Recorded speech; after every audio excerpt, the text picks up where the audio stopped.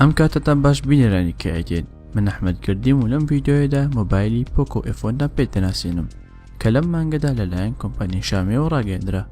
مۆبایلەکە چەندەها تایبەتمەندی بەرز لە خۆ دەگرێت و گرنگترین خاڵی مۆبایلەکەش هەرزانی نرخەکەیەتی. بۆ زانینی تایبەتمەندی بەرزەکانی و نرخەکەمەکەی مۆبایلەکە لەم ڤیدیۆیەدا لەگەڵمان بن.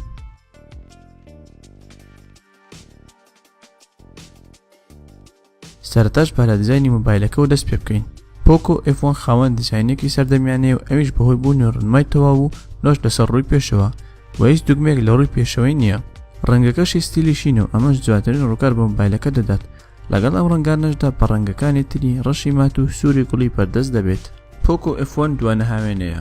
کامێرا سەرەکیەکەی 12 مێگاپیکسڵە و ئەوەی دیکەشە 5 مێگاپیکسڵە. تابەتمەندی ژیری دەستکردی هەیە کە دەتوانێت دیمەنەکان بە شێوەیەکی جوانتر و ڕەنگیتر ئامادە بکات و لە کاتی تاقیکردنەوەشدا ئاستێکی پێشکەوتومان لە کامێرەکەدا بەدی کرد. ئەمە جگە لەوەی کامێرای سێلفی مۆبایلەکەش توانایەکی بەرزی هەیە بە ڕوونی 20 مێگاپیکسڵ و بەهۆی ڕوونیە بەرزەکەی دەتوانێت سێلفێکی جوانتر بگریت. پۆکۆ F1 یەکێکە لە مۆبایلە خێراکانی ساڵ چونکە پشت بە پرۆسەسەری سناپدراگۆن 845 دەبەستێت لەگەڵ بوونی 2 جۆر ڕام 6 و 8 گیگابایت. بەمەش لە خێراییدا ڕکابەری مۆبایل ڕکابەریەکانی دەکات و بەهۆی ڕامەکە شێوە لە کاتی بەکارهێنانیدا هەست بە خابوونەوە ناکەیت. برگەکەشی کاویشە بە 3 شێوە بەردەستە 64 و 128 و 256 گیگابایت. بەمەش دەتوانین زۆرترین وێنە و ئەپ بخەیتە ناو مۆبایلەکەتەوە. هەموو پارچەکانی مۆبایلەکە ئاست بەرزدن و یەکێک لە خاڵە بەهێزەکانی دیکەی مۆبایلەکە بوونی پاترێکی پێهێزی فراوانە. ئەویش بە فراوانی 4000 ملی ئەمپێر کە بە تەواوی گونجاوە بۆ مانەوەی زیاتر و بەکارهێنانی زۆری مۆبایلەکە. لەگەڵ ئەمەشدا تایبەتمەندی خێرا بەکارهێنانەوەی هەیە لە جۆری کویک چارج 3.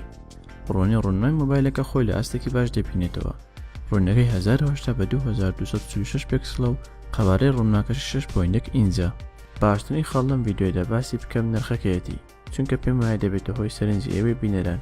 نرخی پۆکۆ F1 لە 309 دلار دەست پێ دەکات کە ئەمەش بەیەکێک لە باشترین نرخەکان دادەنرێت بۆ ئەم جۆرە مۆبایلانە کە خاوەن تایبەتمەندی بەرزن. لە ئێستادا ئەم بەرهەمە لە ئایتی لۆبی و لە سەردەم بازارەکانی کوردستان دەست دەکەوێت.